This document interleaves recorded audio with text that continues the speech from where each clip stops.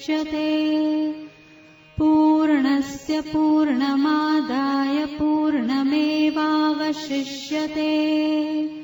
ॐ शान्ति शान्ति शान्तिः।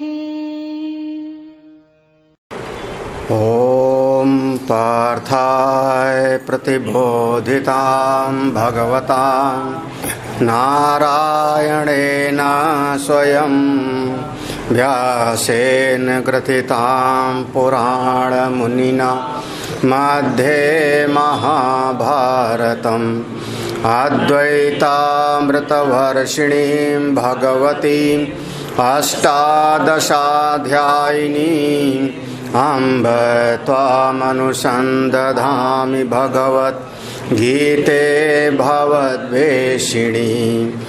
नमोऽस्तु ते व्यास विशालबुद्धे पुल्लारविन्दायतपत्रनेत्र। येन त्वया भारततैलपूर्णा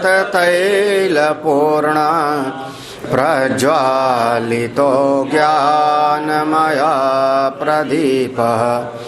प्रपन्नपारिजाताय स्तोत्रवेत्रैकपाणये ज्ञानमुद्राय कृष्णाय गीतामृतदुहे नमः। सर्वोपनिषदो गावो दोग्धा गोपालनन्दनः। पार्थो वत्स सुधीर्भोक्ता दोग्धं गीतामृतं महत्। वसुदेवसुतं देवं कंसचाणूरमर्दनं देवकी परमानन्दं कृष्णं वन्दे जगद्गुरुं। भीष्मद्रोणतटा जयद्रथजला गान्धारनीलोत्पला शल्यग्राहवती कृपेण वहनी कर्णेन वेलाकुला।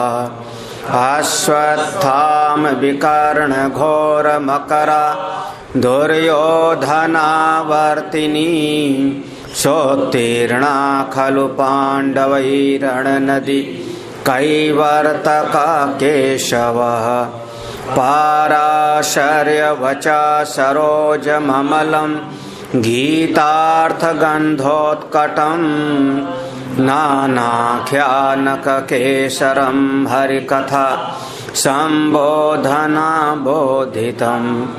लोके सज्जनषट्पदैर्हरः पेपीयमानं मुदा भूयात् भारतपङ्कजं कलिमल प्रध्वंसिनः श्रेयसे। मूकं करोति वाचालं पङ्गुं लङ्घयते गिरिं यत्कृपातमहं वन्दे यं ब्रह्मा वरुणेन्द्ररुद्रमरुतः स्तुवन्ति दिव्यैस्तवैः वेदैः साङ्गपदक्रमोपनिषदैः गायन्ति यं सामगा। ध्यानावस्थिततद्गतेन मनसा पश्यन्ति यं योगिनो यस्यान्तं न विदुषुरासुरगणा देवाय तस्मै नमः। 10वां श्लोक से पढ़ते हैं। श्री भगवानुवाच वीतरागभयक्रोधाः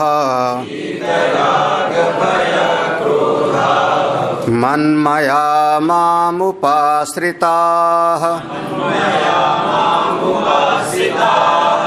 बहवो ज्ञानतपसा पूता मद्भावमागताः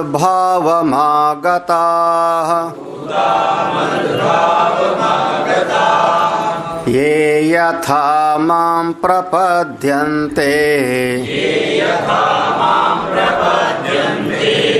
तांस्तथैव भजाम्यहम् मम वर्त्मानुवर्तन्ते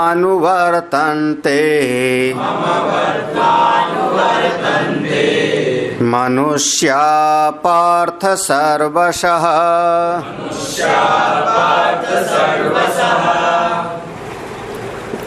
दया जी गीता चिंतन माला के अंतर्गत समुपस्थित समस्त आत्मस्वरूप संतजन भक्तजन पूज्य महाराज श्री के चरणों में वंदन।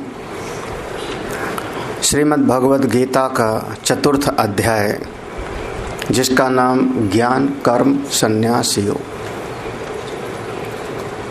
भगवान ने अपनी भगवत स्वरूपता का अपने अजन्मा और अमरण धर्म स्वरूप का निरूपण किया। मैं हूँ तो सच्चिदानंद परब्रह्म निर्गुण निराकार निष्क्रिय। लेकिन जब कभी हमको लगता है इस हमारी बनाई हुई सृष्टि में मेरी आवश्यकता है तो मैं किसी न किसी रूप में आकर के अवतार लेता हूँ। जब अवतार लेता हूँ तब भी मेरी ज्ञान शक्ति क्रिया शक्ति मेरी सर्वज्ञता वो ज्यों का त्यों रहती है, उसमें कभी कोई कमी ही नहीं होती। माया का स्वामी तब भी हूँ जब मैं अवतार लेता हूँ तब भी, और जब अपने स्वरूप में हूँ तब भी। मैं सारी प्रकृति का नियंता हूँ। बस जीव इतना है कि भूल जाता है। जीव अल्पज्ञ है, अल्प शक्ति वाला है, माया के वशीभूत है और अपने कर्मों के कारण बार बार आना और उसको जाना पड़ता है। अगर कोई मेरे स्वरूप को ठीक ठीक समझ ले तो समझता है मेरे स्वरूप का बोध होता है अपनी आत्मा का, या समझेगा अपने आत्म स्वरूप का और बोध होगा भगवत स्वरूपता का। क्योंकि आत्मा और वह परमात्मा दोनों दो अलग अलग नहीं हैं, एक ही हैं। अगर यथार्थ चिंतन करे परमात्म स्वरूप का तो जन्म कर्म चमे दिव्यम एवं योवेत्ति तत्वतः। जो परमात्मा के यथार्थ स्वरूप को समझेगा वो अपनी आत्मा को समझ लेगा। और कोई अगर योगी है, साधक है, अंतर्मुखी होकर अपनी आत्मा को समझेगा तो परब्रह्म परमात्मा को समझ लेगा। दोनों एक हैं, दोनों एक हैं। जो इसको समझ लेता है वो शरीर को छोड़ता है तो उसको दोबारा जन्म लेना नहीं पड़ता, वो मेरे स्वरूप को ही प्राप्त कर लेता है। और कोई एक नहीं, ना जाने कितने महापुरुष लोग ऐसी साधना करके और आगे बढ़ गए हैं। बाहावो एक दो का क्या कहा जाए, ना जाने कितने। हाँ, कभी गुरुदेव वशिष्ठ हैं, अत्रि ऋषि हैं, भृगु ऋषि हैं, जमदग्नि ऋषि हैं, तमाम तरह के ऋषियों की एक परंपरा हमारे यहाँ पर चली आई। पहले भी थे, अभी भी हैं और आगे भी रहें। अगर किसी मार्ग पर 10 लोग आगे गए हैं तो सामने वाला जो जाना चाहता है उसको एक हिम्मत बन जाती है कि इस रास्ते पर देखो उतने लोग जा रहे हैं। कभी पहाड़ पर किसी को जाना हो और उसको कहीं अमरनाथ वगैरह की यात्रा में और चढ़ाई पे चढ़ रहा है, अकेले रहेगा तो घबरा जाता है, इतनी ऊंचाई चढ़ाई पर कैसे चढ़ूंगा। और सामने उसको 4-6 लोग दिखाई पड़ जाएं, वो चढ़ रहे हैं ऊपर, तो उसको एक बल आता है, वो चढ़ गए हैं तो हम भी धीरे धीरे चढ़ी जाएं। तो इस मार्ग पर कोई हम अकेले नहीं हैं, कोई इतना नहीं है कि कोई गया नहीं है। इस मार्ग पर तो अनेकानेक ऋषि लोग ज्ञान रूपी तपस्या से अपने आप को पवित्र करके जीवन मुक्ति का आनंद प्राप्त कर चुके हैं। तो ऐसे लोग, अगर कोई ऐसे लोग जो ज्ञान रूपी तप करते हैं, जिनके अंतःकरण से राग द्वेष क्रोध आदि निकल चुका है, ऐसे लोगों को तो आप अपना धाम दे देते हो, अपने लोक में बुला लेते हो। और जितने और बाकी लोग हैं समाज में वो भी तो मनुष्य ही हैं, वो भी तो आपके ही बनाए हैं, आप ही के सृष्टि के तो हैं। जैसे घर में कोई एक बच्चा अगर कमजोर है तो अब ऐसा थोड़े कि माँ बाप उसकी उपेक्षा कर देंगे। आप जो ऐसे तपस्वी लोग हैं उनको तो अपना पद दे देते हो, और जो ऐसी साधना नहीं करते उनको जन्म मृत्यु के चक्कर में फंसाए रखते हो। मतलब आपके भीतर तो द्वेष की वृत्ति लग रही है, आपके भीतर पक्षपात की वृत्ति तो लग रही है। किसी का भला कर देते हो और किसी का भला नहीं करते हो, किसी को मुक्ति दे देते हो, किसी को मुक्ति नहीं देते हो। हाँ, तो आपके भीतर भी थोड़ा सा पक्षपात तो लग तो रहा। भगवान कहते हैं बस यही अर्जुन बात है, मेरे भीतर ना किसी से राग है और ना किसी से द्वेष है। मेरे चित्त में ना पुनः राग द्वेष निमित्तम मोह निमित्तम व कंचित भजामी। मेरे चित्त में परमेश्वर के भीतर, और सही कहूँ तो परमेश्वर के पास अंतःकरण ही नहीं है। हाँ, अंतःकरण अगर होवे तो अंतःकरण के गुण धर्म भी उसके पास होवे ना। जिसके पास मन बुद्धि होगा, अंतःकरण होगा, तो अंतःकरण की अच्छाइयाँ और अंतःकरण की बुराइयाँ भी उसमें होंगी। अब इस पर बहुत गंभीर चिंतन का विषय है कि उनके पास, परमेश्वर के पास अंतःकरण है कि नहीं। अगर अंतःकरण है तो वो भी जीव हैं, 5 महाभूतों से बना हुआ अंतःकरण है, और अंतःकरण नहीं है तो कैसे देखते हैं सबको, कैसे सुनते हैं, कैसे समझते हैं। तो श्रुतियों ने इसका समाधान किया, अपाणिपादो मनसो जवीयः। वो हाथ नहीं है फिर भी काम करता है, पाँव नहीं है फिर भी चलता है, हाँ, मन नहीं है फिर भी वो विचार करता है। बिनु पग चलई सुनई बिनु काना, कर बिनु करम करय विधिनाना, आनन रहित सकल रस भोगी, बिनु वाणी बकता बड़ जो। ऐसा समाधान किया, लेकिन परमेश्वर के भीतर कोई राग द्वेष नहीं है। कैसा है, कैसा है? भगवान कहते हैं मैं तो बिल्कुल स्वच्छ एक दर्पण के जैसे हूं। ये दृष्टांत बहुत अच्छा लगा। हाँ, बिल्कुल स्वच्छ दर्पण के जैसे हूं। किसी संत के मुख से सुना था कि कोई एक कुत्ता एक शीश महल में घुस गया, चारों तरफ से शीशा शीशा लगा है, दर्पण ही दर्पण रखा लगा हुआ है पूरी दीवार में। जब वह कुत्ता वो शीशे के महल में, दर्पण के घर में प्रवेश कर गया तो उसको चारों तरफ अपनी शकल वाले लोग दिखाई पड़े। हाँ, इधर भी देखे तो कुत्ता, उधर भी देखे तो कुत्ता, उधर भी देखे तो कुत्ता। अब कुत्ते की जैसी आदत है वो देख करके गुर्राया। जब कुत्ते को देख के गुर्राया तो शीशे वाला कुत्ता भी गुर्रा पड़ा। हाँ, उसने दांत दिखाया तो शीशे वाला भी कुत्ता दांत दिखाना शुरू कर दिया। हाँ? तो जैसे जैसे ये कुत्ता व्यवहार करता है, वो जितना दिखाई पड़ रहे थे कुत्ते, वो सब के सब वैसे व्यवहार करने लगे। और अंत में जब ये झपट्टा मारता है, मारूंगा तो उसको काट खाऊंगा, तो शीशे वाला भी काट खाने के लिए दौड़ा और अपना सर लहू लुहान कर लेता है खुद उस शीशे से टकरा टकरा करके। उसी प्रकार से मैं बिल्कुल स्वच्छ दर्पण के जैसे हूँ। जो जीव जिस भावना के साथ मेरे पास आता है, प्रेम से आया तो प्रेम मिलता है, घृणा से आया तो घृणा मिलता है, क्रोध से आता है तो क्रोध मिलता है, उसके भीतर फल की कामना है तो मैं उसको फल प्रदान कर देता हूँ, उसके भीतर कोई फल की कामना नहीं, निष्काम भाव से अपना कर्म करता रहता है तो उसको मुमुक्षु जिज्ञासु बना देता हूँ, उसको ज्ञान प्रदान कर देता हूँ। और कोई त्यागी अगर ऐसा है, मुमुक्षु भी है, सन्यासी भी है, त्यागी भी है, तब उसको मैं जीवन मुक्त का स्वरूप प्रदान कर देता हूँ।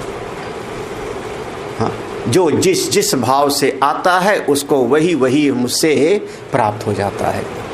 ये लगभग समाज में आप इसको समझ सकते हो। भगवान की कृपा में देरी नहीं है।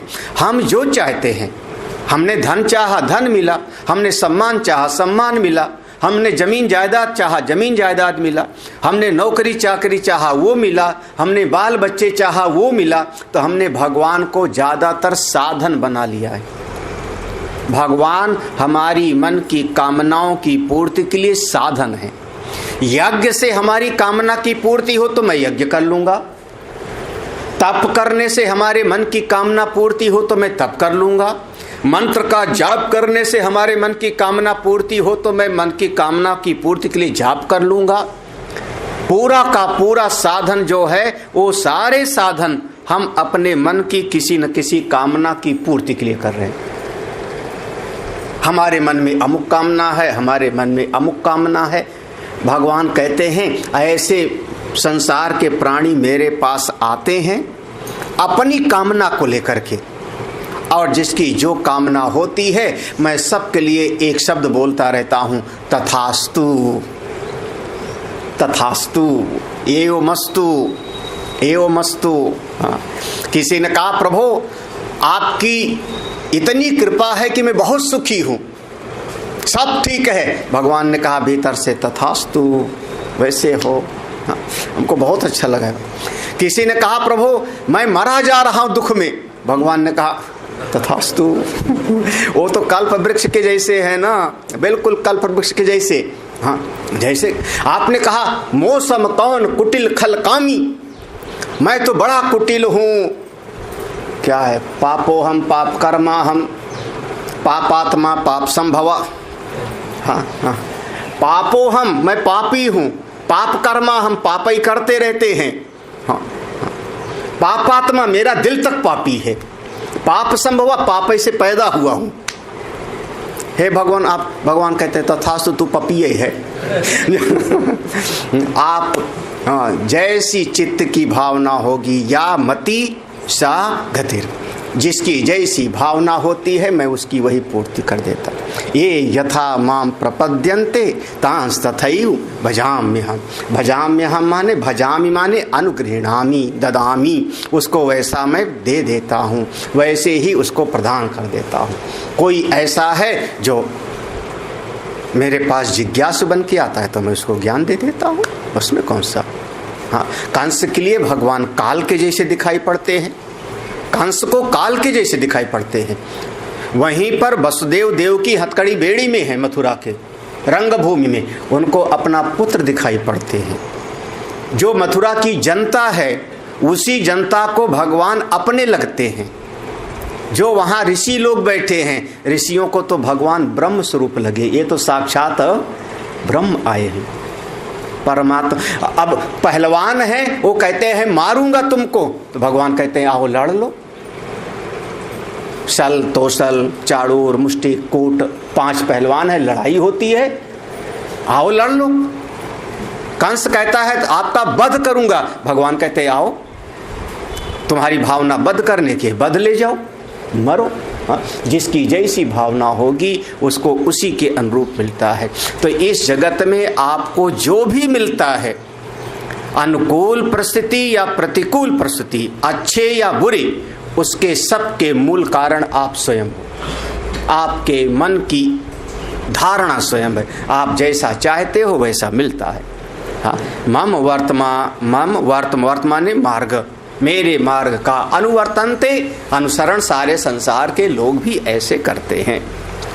इसके बाद का थोड़ा सा था, यदि तौ ईश्वरस्य राग आदि दोष अभावात् सर्व प्राणिषु अनुजिघ्रिच्छायां तुल्यायां सर्व फल प्रदान समर्थे च त्वयि वासुदेवा सर्वम इति ज्ञानेन एव मुमुक्षुवा सन्तः कस्मात् त्वाम एव सर्वे न प्रतिपद्यन्ते इति शृणु तत्र कारणम।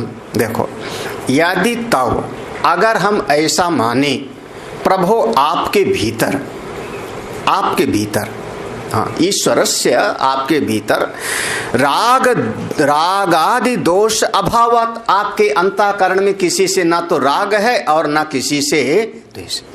आपका चित्त तो बिल्कुल निर्मल है, आप तो सबके लिए समान हो, सबके लिए समान हो। हाँ, आपका अंतःकरण तो बिल्कुल सब आपके अपने हैं।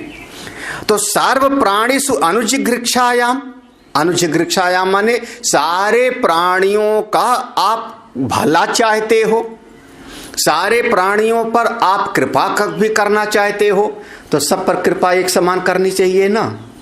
जब आपके भीतर पक्षपात है ही नहीं और सब प्राणियों पर आप करुणा भी करना चाहते हो तो सब पर करुणा समान रूप से आपको करनी चाहिए। सर्व प्राणिषु अनुजिगृक्षायाम, सब पर आप समान प्रेम करते हो, सबसे समान आपका भाव है। हाँ, अच्छा, तुल्यायाम सर्व फल प्रदान समर्थे चा त्वयिषति, और बिल्कुल आप सभी मनुष्यों को समान फल दे भी सकते हो। आप सामर्थ्यवान हो, आप सच्चिदानंद परमेश्वर हो, आपका अंतःकरण पक्षपात रहित है। नंबर 1, आप सारे जगत का भला भी आप चाहते हो और आप सामर्थ्यवान भी हो। अब ये तीन बातें हैं। हाँ, 3 बातें हैं। हाँ, आप अगर हम मान लो हम किसी के पास जावें तो पहले ये देखना पड़ता है कि सामने वाला ये हमारी कामना को पूरा कर सकता है कि नहीं। हाँ, अब जिसके पास में एक बिस्वा भी जमीन ना हो उसके पास हम चले जाएं भूदान लेने के लिए। हाँ, यही ना कि महाराज आप थोड़ा सा भूदान कर दो, जमीन का दान कर दो, तो उसके पास तो खुद ही नहीं है। हाँ, तो पहले तो उसके पास सामर्थ्य हो नंबर 1, और दूसरे उसके भीतर देने का भावना भी हो। 50 बीघा जमीन है और 1 इंची भी देना न चाहे तो देखो, दोनों बातें भगवान के लिए कहा जा रहा है। आप एक तो सामर्थ्यवान हो, आप सामर्थ्यवान हो, तुल्यायाम सर्व फल प्रदाने समर्थे च, आप सामर्थ्यवान हो, और दूसरे सर्व प्राणिषु अनुजिगृक्षायाम, आप सबका भला भी चाहते हो। इसके बाद भी 4 लोग मांगने आए, उसमें से कोई अपना दिखाई पड़ा तो उसको हम ज्यादा दे देंगे, कोई पराया है तो उसको हम थोड़ा सा टरका देंगे, कल आना परसों आना, ऐसा भी हो सकता है। और ऐसा नहीं होता, सभी जगह होता है। हाँ, दक्षिणा के लिफाफों में फर्क होता है, सबकी दक्षिणा एक जैसे नहीं होती, लिफाफे में अंतर होता है। तो लेकिन आपके चित्त में तो कोई अपना पराया है ही नहीं, आपका अंतःकरण तो बिल्कुल पक्षपात से रहित है, तो आप सब पर कल्याण क्यों नहीं कर देते हो। बहुत बढ़िया शब्द है। ये 3 बातें हैं। आपका अंतःकरण पक्षपात रहित है, राग द्वेष रहित है, आप सबका कल्याण करना भी चाहते हो और आप स्वयं परमेश्वर हो, कर भी सकते हो, सामर्थ्यवान हो। तो वासुदेवा सर्वम इति, तो ये वाला ज्ञान सबको क्यों नहीं देते थे, फटाफट लो वासुदेवा सर्वम इति स महात्मा सुदुर्लभा। हाँ, बहुनाम जन्मनाम अन्ते ज्ञानवान माम प्रपद्यते वासुदेव। तो आप सबको फटाफट ज्ञान दे दो कि मैं आत्मा हूं, तू ब्रह्म है, तू जीवन मुक्त हो जा, अपने आनंद में रमण कर। सबको ये वाला ज्ञान क्यों नहीं दे देते, फटाफट अभी आओ ज्ञान लो और जाओ, मुक्त होके चले जाओ। हाँ, वासुदेवा सर्वम इति ज्ञानेन एव मुमुक्षुवा संता कस्मात् त्वाम एव सर्वे ना प्रपद्यन्ते। तो हाँ, तो वासुदेवा सर्वम इति, भगवान का स्वरूप ही ये सारा जगत है, ये सारा का सारा जगत है। तो इस ज्ञान के द्वारा अगर कोई मुमुक्षु परमात्ममय हो सकता है तो सारे संसार के प्राणी आपकी शरण में क्यों नहीं आते। हाँ, कस्मात् त्वाम एव सर्वे ना प्रपद्यन्ते। देखो, आपके भीतर जो भी कामना है, फल चाहिए, कोई वस्तु चाहिए, भगवान देने में समर्थ हैं, जो भी चाहिए। हाँ, भगवान ने कहा ये यथा माम प्रपद्यते। तो जो भी फल चाहिए भगवान के पास क्यों नहीं जाते, मजार पर क्यों जाता है आदमी, धक्के क्यों खाता है इधर उधर। आपको ज्ञान चाहिए, भगवान से ज्यादा ज्ञान और कौन दे सकता है। रणभूमि में उन्होंने अर्जुन को ज्ञान दे दिया, भगवान राम ने रणभूमि में विभीषण को ज्ञान दे दिया, रणभूमि में विभीषण को ज्ञान दिया, सौरज धीरज एरथ चाका सत्य शील दृढ़ ध्वजा पताका। तो ज्ञान चाहिए तो भगवान के पास क्यों नहीं जाते, क्यों इधर उधर भटकते हो, क्यों भटक रहे हो। मुक्ति चाहिए तो भगवान दे सकते हैं, सारा जगत ब्रह्म स्वरूप है, भगवान के पास तुम क्यों नहीं जाते? फल चाहिए तो जाओ, ज्ञान चाहिए तो जाओ, मुक्ति चाहिए तो जाओ, जो चाहिए किसके पास जाओ? भगवान। लेकिन इसके बाद भी ये जीव भगवान के पास क्यों नहीं जाता? अकस्मात क्यों नहीं जाता भगवान के पास? बड़ा एक तरीके से भगवान भाष्यकार का हृदय जो है कह रहा है, सारे लोग अकस्मात त्वामेव सर्वे न प्रपद्यन्ते, सारे प्राणी आप ही की शरण में क्यों नहीं आते? हाँ, क्यों नहीं आते? बड़ा आश्चर्य है, बहुत आश्चर्य है, क्यों नहीं जाते? तो भगवान कहते हैं श्रृणु इति श्रृणु तत्र कारणम, हम तुमको बताते हैं क्यों नहीं आते मेरे पास लोग, क्यों नहीं आते ये भी सुन लो, बता देते हैं। कांक्षन्ता कर्मणां सिद्धिं यजन्त इह देवता क्षिप्रं हि मानुषे लोके सिद्धिर्भवति कर्मजा कांक्षन्ता कर्मणां सिद्धिं यजन्त इह देवताः क्षिप्रं हि मानुषे लोके सिद्धिर्भवति कर्मजा।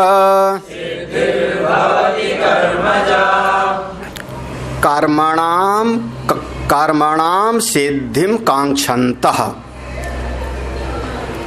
छोटे छोटे कर्मों के द्वारा, कर्मणाम छोटे छोटे कर्मों से, सिद्धिम फल की कामना को, अभी कांक्षन्ता माने फल की कामना से, छोटे छोटे कर्म के द्वारा छोटा छोटा फल चाहिए। यह इस लोक में, इस संसार में देवता यजन्ते, प्राणी अनेक अनेक देवताओं की पूजा अर्चना करता है, सीधा सा है, छोटी छोटी कामनाएं हैं और छोटे छोटे देवता की पूजा उपासना करता रहता है। हाँ, क्यों? इह लोके, इस लोक में, ऊपर वाला यहाँ ले आओ, नीचे के लोक में, इह लोके या कह लो इह मानुषे लोके, इस मनुष्य लोक में क्षिप्रम सिद्धिर भवति, हाँ, बहुत जल्दी सिद्धि मिल जाती है। छोटे छोटे देवताओं के पास जब आप जाके थोड़ा जल चढ़ा दिया, फूल पत्र चढ़ा दिया, प्रभु ऐसी कामना पूरी कर दो, तो इस संसार में थोड़ा देवता लोग जल्दी प्रसन्न हो जाते हैं, देवता लोग जल्दी प्रसन्न हो जाते हैं, वो जल्दी कामना की पूर्ति कर देते हैं। तो आदमी तब देवता के पास जाता रहता है और भगवान थोड़ा सा ठोक बजा के देखते हैं कि ये जो प्राणी है, ये जो मांग रहा है, इसके लायक भी है कि नहीं। अब 10 साल का बच्चा है, 5 साल का बच्चा है, उसके पिताजी पुलिस में अफसर हैं। अब वहां से लौट के आए, पिताजी घर के अंदर अपनी वर्दी उतारी तो 5 साल का बच्चा जिद करने लगा, हमको पिस्तौल दो, खेलना है। अब पिताजी पिस्तौल देंगे कि नहीं देंगे? हाँ, काहे नहीं देंगे? बड़ा प्यार है, बहुत अपनापन है, वो बेटा तो मेरा सब कुछ है, तो दे। घर उसके लिए है, धन उसके लिए है, कमा उसके लिए रहें। लेकिन बच्चा अगर कहता है हमको पिस्तौल दो, तो पिता देखेंगे कि ये इसके अभी लायक है, पात्र है कि नहीं। बच्चा बीमार है बच्चा, और माँ से कहता है हलवा पूड़ी खाना है मुझको, वैद्य ने मना किया है, नहीं इनको 2-4 दिन भोजन मत देना, केवल जूस पिलाओ। अब वो बच्चा कहता है मुझको हलवा पूड़ी खाना है। माँ क्या करेगी? माँ देखेगी कि जब ठीक हो जाएगा तब खिलाएंगे, अभी ये पात्र नहीं। तो भगवान का काम क्या है कि भगवान पात्रता देखते हैं, ये लायक है कि लायक नहीं है, योग्य है कि योग्य नहीं है। भगवान थोड़ा ठोक बजा के देखते हैं इसीलिए लोग जल्दी भगवान के पास। और देवता लोग कैसे हैं? आजा आजा आजा मेरे पास। हाँ, कौन सी कामना है? बोले ये वाला कामना है। बोले ले जा जा जा, हो जाएगा, तेरी कामना पूरी हो जाएगा। और एक कामना पूरी हो जाए और कल लड़ाई हो जावे तो उससे मेरा जिम्मा नहीं, तूने मांगा था, ले जा, हम क्या करें, तूने मांगा था ना ये। हाँ, हाँ, हाँ, ले जा। हाँ। अब किसी ने कहा प्रभु अगर मैं शेर होता ना तो सारे मोहल्ले को सता देता मैं। हे देवी माँ, अगर मुझको शेर बना दो तो सारे मोहल्ले अड़ोसी पड़ोसी की ऐसी तैसी कर दो। हाँ। और देवी माँ ने कहा जा शेर बन जा तू। अब शेर बन गया। अब जब शेर पशु बन गया, जब पशु बन गया तो और भयंकर दुख। देवता लोग एक एक कामना की, वो देखते नहीं आप लायक हो कि लायक नहीं, ले जाओ ले जाओ ले जाओ ले जाओ, जो चाहिए ले जाओ, झेलो, क्योंकि कल फिर दुखी होगे तो फिर हमारे पास आओगे, परसों फिर दुखी होगे तो फिर हमारे पास आओगे। तो जब जब दुखी होते रहोगे तब तब मेरे पास आते रहोगे, मेरा काम बनता रहेगा। तो ये संसार के देवता ऐसे हैं।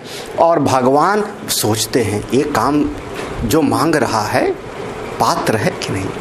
अब भाई देवर्षि नारद ने मांगा ना, हमको थोड़ा अपना चेहरा दे दो उधार, वो भी परमानेंट नहीं चाहिए था, थोड़ी देर के लिए बस स्वयंवर में जाके बैठ जाऊं, गले में बरमाला पड़ जावे, उसके बाद हम वापस कर देंगे, हमको जरूरत नहीं है। भगवान ने उनको चेहरा अपना तो दिया ही नहीं, उनका भी तो नहीं रहने दिया। अरे भाई आपको नहीं देना था तो अपना मत देते। आपको नहीं देना था नारायण तो आप अपना चेहरा मत देते, आप मना कर देते। उसका बेचारे का अपना भी चेहरा तो नहीं रहने दिया, कौन सा बना दिया आपने, उसका बंदर का बना दिया। बताओ, बात हो गई। तो भगवान का जो है, इसलिए लोग भगवान के पास जल्दी ही, और भगवान ही नहीं, महात्मा लोग भी ऐसे ढूंढते हैं संसार के लोग। महात्मा कैसे? जो आवे उसकी पीठ ठोको, जा आशीर्वाद, एक मोर का पंख ले ले तो उस पर जा, तेरा भला हो जाएगा, सब ठीक हो जाएगा। खैरात रखी है जो बांटे क्या। हाँ, लेकिन ऐसे महात्मा भी दुनिया वालों को पसंद आते। जो महात्मा थोड़ा डांट देवे, ठीक से रहो, ठीक से बैठो, सत्संग में आया करो, पूजा करो, ध्यान करो, बोले ये महात्मा कुछ जमे नहीं। बताओ, हाँ, सुधारने का प्रयास मत करो, सुधारने का प्रयास मत करो महात्मा जी, हम जैसे हैं उसी में आप हमको वरदान दे दो, आप हमको वरदान दे दो। तो ये संसार में इस प्रकार के महात्मा भी मिल जाते हैं। ये कई बार सत्संग सुनने वाले लोग, आश्चर्य लगता है, हमारा कोई मेरठ में आश्रम है, वहाँ पर कोई सत्संग सुनने वाला एक, आश्चर्य तो तब लगा, उसको कोई मिल गया, उसने कहा कि तुम्हारा एक रात में दूना कर देंगे गहना सारा। उसको अपने घर में ऊपर का कमरा दे दिया बिना किसी किराए के, सारा सामान वो कोई लेके आया, रहने लगा, और एक रात में ऐसा दूना किया उसने कि रात में सारी पोटली घर की जमा पूंजी लेके वो भाग गया पूरा। बाद में पता लगा कि जो सोफा सेट बेड था वो भी किराए कर था। हमारे पास जब ये सूचना आई तो हमने कहा कि जब सत्संग सुनने के बाद भी और विवेक नहीं जगा कि एक रात में अगर दूना करने की सामर्थ्य होती, एक रात में दूना, तो वो खुद क्यों दरिद्र रहता, किराए के घर में क्यों आता तुम्हारे। हाँ हाँ, 2 ग्राम सोना ले लेता, 1 ग्राम सोना ले लेता, उस 1 ग्राम का फिर एक दिन में जो है 2 ग्राम कर लेगा, फिर दूसरे दिन 4 ग्राम कर लेगा, फिर उसके बाद 8 ग्राम कर लेगा, है ना, यही ना। अगर उसके पास ये सामर्थ्य होती तो ये गली गली भटकता क्यों, अकल कहाँ गई, विवेक कहाँ गया। उसके बाद से वो परिवार आज तक मेरे सामने सत्संग में ही भी नहीं आया। हाँ, सब जगह ऐसा ही है, सारे संसार में ही कुएं में ही भांग पड़ी है। आदमी छोटी छोटी कामना के पीछे दौड़ता रहता है। जो सुधारने का प्रयास करें, जो कल्याण का मार्ग बतावें, उनके पास जल्दी जाने के लिए तैयार नहीं। इसलिए अर्जुन, मेरे पास लोग आते नहीं छोटे छोटे देवताओं के चक्कर में पड़े रहते हैं। अमुक देवता, अमुक मंत्र, अमुक यज, ये यज, इसका आयोजन करो, इसका आयोजन करो। बहुत बढ़िया भाष्य जो है देखो, कांक्षन्तः माने अभीप्सन्तः, कर्मणाम सिद्धिम फल निष्पत्तिम प्रार्थयन्ते यजन्ते इह अस्मिन् लोके देवता इंद्र अग्न्याद्या। कांक्षन्ता माने अभिप्सन्ता, मन के भीतर कोई चाह है, उस चाह को लेकर के कर्मणाम सिद्धिम, कुछ न कुछ कर्म को अपने जीवन में लागू कर लेते हैं। काहे के लिए कर्म कर रहे हो? फल की प्राप्ति।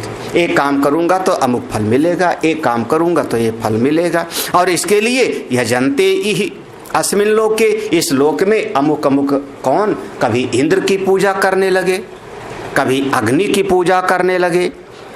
आद्याः, इंद्र अग्नि आद्या, कभी तमाम देवता हैं।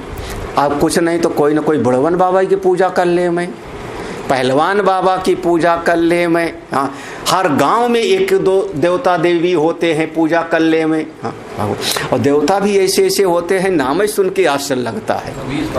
हाँ, खबीस बाबा। हाँ, बताओ, खबीस बाबा हैं। हाँ, हाँ, पता नहीं अमुक अमुक देवता के पास क्यों जाते हैं सब? मजारे पे चले गए लोग। इतने नासमझ हैं समाज में लोग, इतने नासमझ हैं, कहना क्या चाहें। हाँ, जो खुद फटी हुई कमीज पहन के मर गया, वो तुम्हारी क्या मनोकामना पूरी करेगा? लेकिन मर गया तो लोग उसकी पूजना कर शुरू कर दिए। और हिंदू हमारे ज्यादा पूजा करते हैं। हाँ, कहाँ चले जा रहे हैं? बोले हजरत अली दरगाह पे। हाँ, हाँ, अभी बम्बई में है। सहारनपुर में एक मजार है जो 9 गज का, उसको कहते हैं 9 गजा पीर। और 9 गज का आदमी कैसे हुआ? कौन सा फकीर मौलवी ऐसा हो गया जो 9 गज का था? 9 तिरिक 27 फुट का आदमी। हाँ, हाँ, लेकिन 9 गज की उसकी मजार बनाई, अकल मारी गई है। और ज्यादातर हिंदू ही जाते हैं। खाए के लिए क्यों जाते? क्यों? लेकिन अमुक अमुक साफ साफ लोग, और जो ऐसे अमुक अमुक जगह पर भटकते हैं, अमुक अमुक जगह पे भटकते हैं, उनके लिए यजुर्वेद का बृहदारण्यक उपनिषद का मंत्र पढ़ लो। साफ साफ कहता है, अथ यौ अन्याम देवताम उपासते अन्यो असौ अन्यो अहम अस्मिति नासा वेद यथा पशुरेवं स देवानाम इति श्रुते। जो लोग यह अन्याम देवताम, अपने से अलग देवता की उपासना करते हैं, और क्या कहते हैं? अन्यो असौ अन्यो अहम, ये देवता हमसे अलग है, मैं अलग हूँ। देवता बड़े बलशाली हैं, मैं बड़ा कमजोर हूँ, मैं अज्ञानी हूँ, देवता हमको फल प्रदान कर सकते हैं। जो ऐसी समझ करके और पूजा उपासना करते हैं, वो यथार्थ तत्व को अभी नहीं जानते। वो कौन है? वो कौन है? तो पशुरेव सा देवानाम, वो केवल इस देवताओं के पशु। बृहदारण्यक उपनिषद में देवताओं के पशु, जैसे देवता, जैसे पशु है, बकरी है हमारी दूध देती है, गाय हमको दूध देती है, तो हम गाय को खिलाएंगे पिलाएंगे भी, गाय को चारा खिलावेंगे, पानी पिलावेंगे, गाय को धूप से बचावेंगे, क्योंकि हमको दूध देती है, बकरी दूध देती है। और कभी वो रस्सी तोड़ के भागने जावे तो पीछे पीछे दौड़ेंगे, पकड़ के ले आवेंगे। क्यों? क्योंकि हमको दूध देती है। हमारे जो है हमारे पास ही रहे, छोड़ के जावे ना। ऐसे देवता लोग भी जितने होते हैं ना, वो देवता लोग चाहते हैं, हे संसार के प्राणी, आप ऐसे आहुति देते रहो, इंद्राय स्वाहा, ए कुबेराय स्वाहा, वरुणाय स्वाहा, पूजा करते रहो, हम तुम्हारी मनोकामना को पूरा करते हैं। तुम पूजा करते रहते हो तो हम थोड़ा खा पी करके तंदुरुस्त होते रहते हैं, क्योंकि जब हम लोग पूजा अग्निहोत्र आदि करते हैं तो देवता उस आहुति से पुष्ट होते हैं।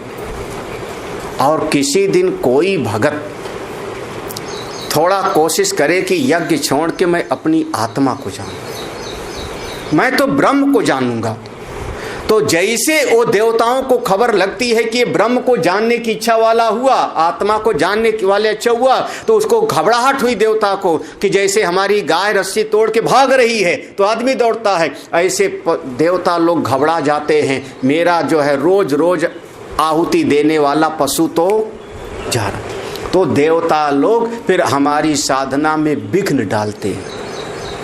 हाँ, हमारी साधना में, हमारे ब्रह्म की जिज्ञासा में वो बाधा डालते हैं। बेटा चाहिए, बेटा ले लो, वहां मत जाओ, कहाँ ब्रह्म ज्ञान के लिए जा रहे हो।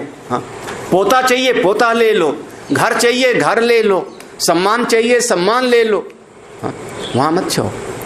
हाँ, और नहीं, अगर उधर गए तो तुम्हारे घर में ऐसा झगड़ा करा देंगे ना, क्योंकि देवता हैं, झगड़ा करा देंगे, किसी को मार देंगे। हाँ, आप परमात्मा की तरफ मत मुड़ो। देवा नाम पशु, आप सब देवताओं के पशु। बहुत बढ़िया शब्द है ये, बृहदारण्यक उपनिषद का है। देखो, तेषाम ही भिन्न देवता याजिनाम फलकांक्षिणाम क्षिप्रम शीघ्रम ही यस्मात् मानुषे लोके, मनुष्य लोके ही शास्त्र अधिकारा। करें तेषाम ही, ये जितने भी जो है अलग अलग देवता अलग हैं और मैं अलग हूँ, देवता अलग हैं, मैं अलग हूँ, जो ऐसा समझता है, ऐसे लोग। तो भिन्न देवता या जिनाम, अपने से अलग देवताओं का जो यज्ञ आदि करते हैं, और है कैसा मन, फलकांक्षिणाम, उनके मन में फल की ही कामना है, ऐसे लोग क्षिप्रम, क्षिप्रम का अर्थ है शीघ्रम, शीघ्र ही कामना की पूर्ति होती है, देवता पूर्ति कर देते हैं। कहाँ पर, मानुष्य लोक के। भैया, इस मनुष्य लोक में ही शास्त्र के अनुसार कर्म करने का अधिकार है, मनुष्य लोक में ही। ये शास्त्र पशुओं के लिए नहीं है, ये शास्त्र असुरों के लिए नहीं है, शास्त्र किसके लिए, हम मनुष्यों के लिए ही है। हाँ, हाँ। अच्छा, घर में ताला लगाते हो, किसके लिए, घर में ताला लगाते हो किसके लिए। हाँ, जो बड़ा वाला चोर होगा ना, वो कनपट्टी पे बंदूक लगा के इकट्ठे ले लेगा। हाँ, आप ताला जो लगा रहे हो, वो ताला एक तरीके से छोटा मोटा जो है, जो डरता है समाज से डरता है, जो अपने छोटे मोटे कर्म से डरता है, उसके लिए लगा रहे हो। हाँ, जो बिल्कुल निडर है वो तो ताला क्या आपका दरवाजे तोड़ देगा ना। हाँ, किसके लिए कहा जाए तो ईमानदार के लिए जो है आप ताला लगाते हो। हाँ, जो पूरी तरह से भयंकर माफिया हो बंबई का, उसके लिए ताला क्या बात है। हाँ, फोन पे मंगा लेगा, वो तो फोन करेगा, दे जाओ 2 पेटी 2 खोखा। खोखा शब्द हमने टीवी में सुना था। हाँ, टीवी में सुना था कि ऐसा बोलते हैं, खोखा क्या होता है, पेटी क्या होता है। तो किसके लिए, तो ये सारे मनुष्य, ये सारे शास्त्र मनुष्य के लिए ही है, मनुष्य के, आपके लिए। अगर महाराज श्री ऐसा शब्द बोले, कोई भगत आया, उसको बता दिया ऐसा अनुष्ठान करना, ऐसा जाप करना, तो उसने कहा महाराज ये तो बहुत कठिन है, बहुत कठिन है। तो महाराज श्री ने डांटा उसको, उन्होंने कहा तो ये शास्त्र में जो विधि बताई गई है पशु के लिए बताई गई है क्या? अगर मनुष्य नहीं करेगा ये साधन भजन तो क्या पशु के लिए शास्त्र है? आप ही को करना है। हाँ, मनुष्य लोके ही शास्त्र अधिकार है, मनुष्य लोक में ही शास्त्र के अनुसार जीवन जीने का विधि है। शास्त्र ने कहा सत्यम वद धर्मम चर, शास्त्र ने ऐसा बताया कि आप सवेरे उठ जाओ, सवेरे उठ जाओ, सवेरे उठ करके फिर आप अग्निहोत्र करो, संध्या वंदन करो, गायत्री का जाप करो, स्वाध्याय करो, शास्त्र के अनुसार जीवन जियो। अगली पंक्ति देखो, क्षिप्रम ही मानुषे लोके इति विशेषणात् अन्येषु अपि कर्म फल सिद्धिम दर्शयति भगवान। भगवान दर्शयति, भगवान दिखा रहे हैं। क्या भगवान दिखा रहे हैं? कि क्षिप्रम ही मानुषे लोके, ऐसा शब्द आया ना, क्षिप्रम माने जल्दी, जल्दी मनुष्य लोक में सिद्धि हो जाती है, तो मनुष्य लोक में जल्दी प्राप्त हो जाता है। तो मनुष्य लोक में क्षिप्रम, ये हो गया विशेषण। हाँ, मनुष्य लोक में जल्दी मिल जाता है। इसका मतलब क्या हुआ कि और लोकों में भी कर्म फल मिलता होगा, तभी तो कहते हो ना। जैसे हम कहते हैं कि एक ऐसा पेड़ है जिसमें फल जल्दी आ जाता है, किसमें? पपीता में। पपीता अभी बो और शायद साल भर में उसमें फल आ जाएगा। पपीता में फल जल्दी आ जाता है। तो इसका मतलब क्या हुआ कहने का कि कोई और पेड़ भी होता होगा जिसमें फल 10 साल में आता होगा, 15 साल में आता होगा, तभी तो जल्दी कहना बनता है ना। तो जब ये कहा कि मनुष्य लोक में कर्मों का फल जल्दी मिल जाता है, इसका मतलब है अन्येषु अपि कर्म फल सिद्धिम, अन्य लोकों में भी कर्म करने पर थोड़ा बहुत फल तो वहां भी ही मिलता है। बिल्कुल स्पष्ट। बस इतना है कि वहां कर्म का अधिकार ही नहीं है। अगर कोई कर्म कर ले, स्वर्ग में भी अगर कोई साधना कर ले, तो उसको वहां भी फल की प्राप्ति हो सकती होगी। ये भगवान भाष्यकार को इसीलिए कहना पड़ा। हाँ, हाँ। जैसे बृहस्पति का पुत्र है कच्छ, वो ज्ञान के लिए जाता है, संजीवनी विद्या को जानने के लिए जाता है। हाँ, कई प्रसंग आवेगा, एक दो नहीं, कई प्रसंग आवेंगे। तो वहां भी हो सकता है, लेकिन मनुष्य लोक में थोड़ा जल्दी हो जाएगा। अब किसी को भगवान ने दर्शन दिया, भगवान बड़े प्रसन्न हो गए। भगत था, उसने कहा प्रभु आपकी नजर में तो आपके हिसाब से 2 कौड़ी कितना होगा? बोले तुम्हारे दुनिया के हिसाब से जो है, हमारा हिसाब से 2 कौड़ी और तुम्हारे दुनिया के हिसाब से 200 करोड़, इतना ही होगा। हमारे हिसाब से 2 कौड़ी, आपके हिसाब से 200 करोड़ होगा। हमारे लिए वो कहते हैं बाएं हाथ का खेल, चुटकी। उसने कहा प्रभु फिर आप हमको 2 कौड़ी दे दो, ज्यादा नहीं हम मांग रहे, 2 कौड़ी दे दो, बस हमारा काम बन जाए। भगवान ने कहा 2 मिनट रुको, 2 क्षण रुको, 2 क्षण रुको। उसने कहा फिर 2 क्षण कितना होता है? 2 क्षण कितना? भगवान ने कहा हमारे हिसाब से जो 2 क्षण है वो तुम्हारे हिसाब से 200 साल है। भाई हमारे हिसाब से हमने 2 क्षण कहा ना, रुकने का 2 क्षण रुको, मैं तुमको दे देता हूँ 2 कौड़ी, लेकिन उसका हिसाब कितना होगा? वो तुम्हारे लिए तो 200 साल होगा, तुम मर जाओगे, तुम्हारे बाल बच्चे भी मर जाएंगे। तो ये सब हिसाब, मनुष्य लोक में फल जल्दी मिलता है, इसलिए ऐसा लोग करते हैं। चलो अब आगे जो है अगली श्लोक की एक भूमिका है। मानुषे लोके वर्ण आश्रमादि कर्माधिकार इति विशेषः, मनुष्य लोक में वर्ण और आश्रम के अनुसार कर्म करने का अधिकार है। और जब तेषाम वर्ण आश्रमादि अधिकारी कर्मणाम, जब कोई व्यक्ति वर्ण और आश्रम के अनुसार अपने कर्मों को करता है, कर्मणाम, तो फल सिद्धि क्षिप्रम भवति, तब उसको फल की प्राप्ति बहुत जल्दी हो जाती है। कर्मजा कर्मणो जाता। हाँ, जब कर्म करे कैसे? वर्ण और आश्रम के अनुसार जब कोई अपना कर्म करेगा तो उसको फल की सिद्धि बहुत जल्दी मिलती है। कब? अपने वर्ण और आश्रम के अनुसार। ये बात आ गई।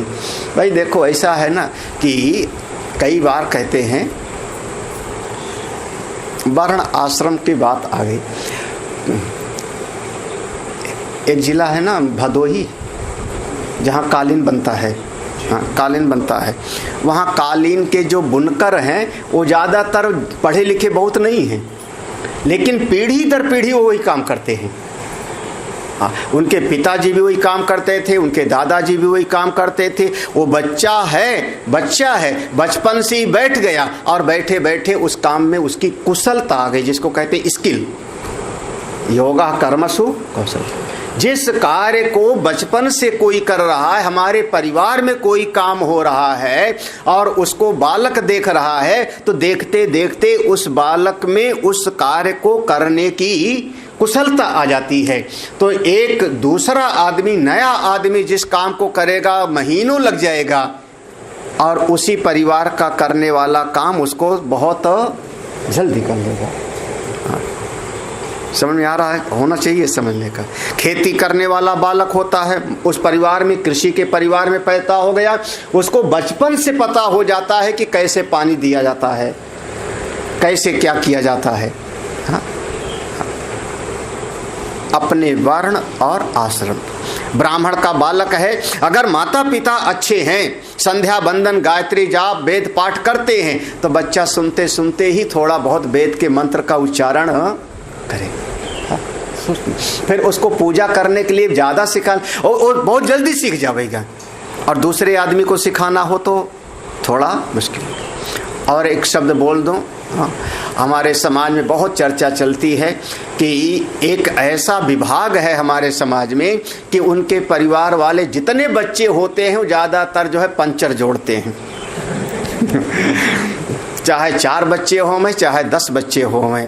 हाँ, क्योंकि बचपन से ही उसी परिवार में पैदा होते हैं, और उस परिवार में वैसे टेक्निकल काम होता रहता है, मैकेनिक का, स्कूटर ठीक कर रहे हैं, गैराज चला रहे हैं, और धीरे धीरे वो बच्चा भी वही काम सीख जाता है। तो उसके लिए वो बहुत, हमारे लिए जरा सा मोटरसाइकिल खराब हो जाए तो मेरे लिए तो मुसीबत समझ ही भी नहीं आता क्या गड़बड़ी हुई, लेकिन उस परिवार वाला बच्चा कहता है ये तो अभी मैं ठीक कर देता हूँ। तो उसके लिए वह आसान हो जाता है। तो जिस वर्ण और आश्रम में मनुष्य पैदा होता है, उस वर्ण और आश्रम में जो कार्य होता है, उस कार्य को देखते देखते वह कुशल हो जाता है, और बाद में जब वो करता है तो उससे उसको सफलता बहुत जल्दी मिल जाती है। ये वर्ण और आश्रम क्या है? वर्ण और आश्रम क्या हुआ? हाँ, इस बात को समझे थोड़ा सा जो है। हाँ, इस बात के लिए अगला श्लोक है, मानुषे एव लोके वर्ण आश्रमादि कर्म अधिकारो न अन्येषु लोकेषु इत नियमः किम निमित्तम। मनुष्य लोक में ही वर्ण और आश्रम के अनुसार कर्म का अधिकार है, अन्येषु लोकेषु न इति, अन्य लोकों में वर्ण और आश्रम के अनुसार कार्य करने का अधिकार नहीं है। किम निमित्तम, ये नियम कैसे बना, ये नियम किस तरीके से बना? ये पहला है, ये नियम कैसे बना कि वर्ण और आश्रम के अनुसार ही काम करना चाहिए? एक कैसे नियम बना? किम निमित्तम, इसका हेतु क्या है, किस कारण से? अथवा ऐसे समझ लो, दूसरा भाव समझ लो कि अथवा वर्ण आश्रमादि प्रविभागुपेता मनुष्या मम वर्तम अनुवर्तन्ते सर्वशा इति उक्त, कस्मात् पुनः कारणात् नियमेन तव एव वर्तम अनुवर्तन्ते न अन्यस्य इति उच्यते।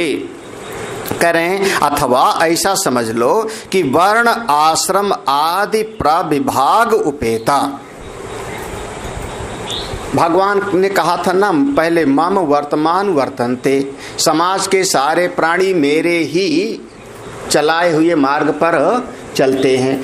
तो ये सारा का सारा समाज जिसका वर्ण और आश्रम के अनुसार विभाग किया गया है, वर्ण आश्रम आदि प्रविभाग उपेता मनुष्य, ये 4 वर्ण हैं, 4 आश्रम हैं, 4 वर्ण और 4 आश्रम।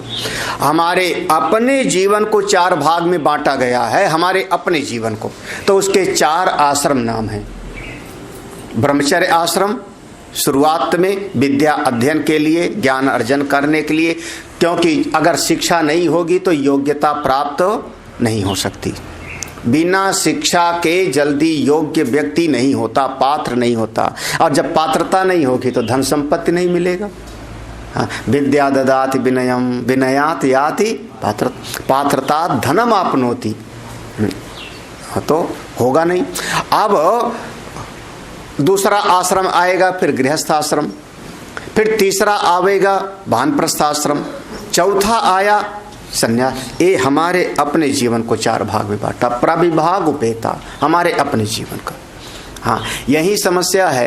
अब आयु हो गई संन्यास की 75 साल की, और उसके बाद भी 75 साल के बाद भी आदमी कहता है महाराज आप महात्मा क्यों बन गए? हाँ, क्यों बन गए? कहाँ लिखा है? तो हम कह दें, अगर आप कह दो कि फिर तो शास्त्र में लिखा है कि 75 साल के बाद सन्यासी होना चाहिए, तुम कब सन्यास ले रहे हो? फिर चलो फिर सन्यास लो। तो जल्दी आदमी सन्यास लेने के लिए तैयार है। शास्त्र की बात दूसरे को मनवाता है और खुद मानने के लिए तैयार है। तो 4 विभाग में बांटा मनुष्य के अपनी जीवन। समाज को 4 भाग में बांटा है, उसका नाम है वर्ण। समाज को एक विभाग है जिसका नाम है विचार करने वाले हैं। गुरुदेव कहते थे थिंकर, हाँ, जिनके पास चिंतन करने की सामर्थ्य है, नियम बनाते हैं, नीति निर्धारण करते हैं, प्लानिंग बड़ी बड़ी करते हैं। वो कौन हो गया? विचार करने वाला समाज पूरे विश्व में। दूसरा समाज है जिनके भीतर शरीर में बल ज्यादा है, वो लड़ सकते हैं। हाँ, कई बार कहते हैं हम मर जाएंगे लेकिन सर झुका नहीं सकते, सर कटा सकते। आप उसको कहा समाज में, जो हमारे यहाँ पर एक शब्द है कार्यपालिका, प्रशासन का विभाग, एडमिनिस्ट्रेटिव विभाग गुरुदेव कहते थे। एक थिंकिंग प्लानिंग करने वाला, एक प्रशासक, और तीसरा है विभाग सब जगह पर है जिसको आप कह सकते हो व्यापार का। पूरे जगत में आप उसको, व्यापार का मतलब यही होता है कि जो वस्तु जहां पैदा हो रही है उस वस्तु को वहां ले जाके पहुंचाना जहां पर उसकी उपज नहीं, बस इसी का नाम है व्यापार। जो वस्तु जहां, अब कश्मीर में सेब पैदा हो रहा है, बंबई में सेब नहीं पैदा होता, तो तरीका क्या हुआ कि कश्मीर का सेब बंबई में पहुंच जावे, इसका नाम क्या हो गया? व्यापार। अब इसकी पूरी चेन होगी। हाँ, वहाँ पर उसको इकट्ठा करने वाले होंगे, उसकी पैकिंग करने वाले होंगे, उसका जो है ट्रक वाला होगा, वहाँ सामान ले जाने वाला होगा। जो चीज़ बंबई में पैदा हो रही और उत्तर भारत में हरिद्वार में नहीं मिल रही है, वो क्या किया जाए कि वहाँ की बनी हुई चीज़ वहाँ पहुँच जावे, इसी का नाम हुआ व्यापार। व्यापार का मूल सिद्धांत यही है कि एक जगह पर जो वस्तु बन रही है, पैदा हो रही है, उत्पत्ति हो रही है, वो जहां नहीं हो रहा है वहां उसको ठीक से पहुंचाया जावे। समझ में आना चाहिए। हाँ, एक इसका काम हो गया। एक तीसरा व्यापार, आजकल की भाषा में इसको कहते हैं ट्रेडिंग, यही हो गया ना, ट्रेडिंग। एक हो गया मैन्युफैक्चरर और एक हो गया ट्रेडिंग। हाँ, ये हो गया। अब जब यहाँ का सामान वहां पर ले जाया जावे, बंबई का बना हुआ समाज, हाँ, बंबई में एक दवाइयों के बनाने की फैक्ट्री है और उसको हरिद्वार ले जाना है, तो यहाँ का बना हुआ सामान वहाँ पर सुरक्षित पहुँच जावे, रास्ते में कोई लूट न लेवे, रास्ते में उसका नुकसान न हो जावे, तो उसकी सुरक्षा के लिए एक विभाग होगा, हाँ, जिसको हम कहेंगे प्रशासन, नियम, जो उसका पालन कराता है, वही क्षत्रिय हो गया, ब्राह्मण, क्षत्रिय। और एक चौथी क्लास सब जगह पर होगी ना, वो लेबर क्लास, काम करने वाला। लेबर क्लास कहां पर नहीं होगी? रसिया में भी होगी, अमेरिका में भी होगी, कहां नहीं होगी? काम कौन करता है? हाँ? उस फल को तोड़ना, उसको पैक करना, खेत में हल चलाना, वहां पर ले जा करके ट्रक को ठीक करना, ट्रैक्टर को चलाना, लेबर क्लास वो भी तो होगी। तो ये विभाग सब जगह पर है, पहले भी था, अभी भी है और आगे भी रहेगा। चिंतन करने वाले, प्रशासन करने वाले, व्यापार करने वाले और परिश्रम करने वाले। हमारे यहाँ पर हमने नाम दे दिया ब्राह्मण, क्षत्रिय, वैश्य और शूद्र। ये जो 4 प्रकार के विभाग हुए, अथवा वर्ण आश्रमादि प्रविभाग उपेता मनुष्या, ये सब के सब माम वर्तमान वर्तन्ते सर्वसा। भगवान ने जिस मार्ग को बताया है शास्त्रों में भगवान ने कहाँ बताया? शास्त्रों में। उसी बताए हुए अनुसार करते रहना चाहिए। जैसे क्या बताया? ब्राह्मण का कर्म क्या हुआ? 6। हाँ, ब्राह्मण का कर्म 6 हुआ। क्या करे? बोले वेद पढ़े और वेद पढ़ावे, यज्ञ करे और यज्ञ करावे, दान दे और दान ले। ये 6 कर्म हो गए। ऐसे ऐसे बाकी 18वें अध्याय में विस्तार में आएगा। 18वें अध्याय में सबके अलग अलग कर्म बताए जाएंगे, ब्राह्मण क्षत्रिय पे। तो भगवान ने जो शास्त्र में बताया वैसे करना चाहिए। तो देखो अब यहाँ तक तो हो गया। अब इसके बाद कहा उक्तम कस्मात् पुनः कारणात् नियमेन तव ये वर्तम अनुवर्तन्ते। इसमें क्या कारण है, किस कारण से आपके बताए हुए मार्ग का ही पालन करते हैं, शास्त्र के मार्ग का ही अनुसरण क्यों करते हैं, मनमर्जी क्यों नहीं करते। हाँ, ना अन्यस्य, अपनी मर्जी से कोई करे। भाई अपनी मर्जी से करेंगे तो जिसका जो मन होगा सो करेगा। हाँ, जिसका जो मन होगा सो करेगा, तो समाज हमारा उच्छृंखल हो जाएगा, समाज में कोई नियम कायदा कानून नहीं रह जाएगा। अब ऐसे कह दो कि सड़क पर बाएं ही क्यों चलते हो, सड़क पर बाएं ही क्यों चलते हो, किस कारण से। हाँ, हम दाएं भी चले, हम गोल गोल घूमे सड़क पर। हाँ, क्यों, बोले इस कोई एक नियम है। किसका नियम है, ट्रैफिक का। हाँ, आरटीओ का, ट्रैफिक का नियम है, यही है। तो ट्रैफिक के नियम का पालन हमको कहाँ पर करना है, सड़क पर। खेत में हम नहीं करेंगे, उस नियम का पालन हम खेत में नहीं कर रहे हैं। हाँ, खेत में अगर हमारा बैल चल रहा है तो हम दाएं बाएं कैसे भी चलाएंगे, लेकिन सड़क पर चलना है तो उसी ट्रैक्टर को हम कैसे चलाएंगे, उस नियम के अनुसार। ऐसे समाज में जीना है तो भगवान के बताए हुए शास्त्र, जो परमात्मा के श्वास प्रश्वास से वेद निकले हैं, उन वेद के बताए अनुसार ही जीवन जीना चाहिए, अन्य नहीं। अगर अपनी मर्जी से चलेगा तो वो फिर समाज सुरक्षित नहीं होगा, सुदृढ़ नहीं होगा। इसलिए भगवान कहते हैं ये चारों वर्ण की सृष्टि मेरे द्वारा हुई है। अब ये प्रसंग जो है, अगला श्लोक हम लोग आगे देखेंगे। ओम पूर्णमदः पूर्णमिदं पूर्णात् पूर्णमुदच्यते पूर्णस्य पूर्णमादाय पूर्णमेवावशिष्यते। ओम शांति शांति शांति। हरि ओम। श्री गुरुभ्यो नमः। हरि ओम।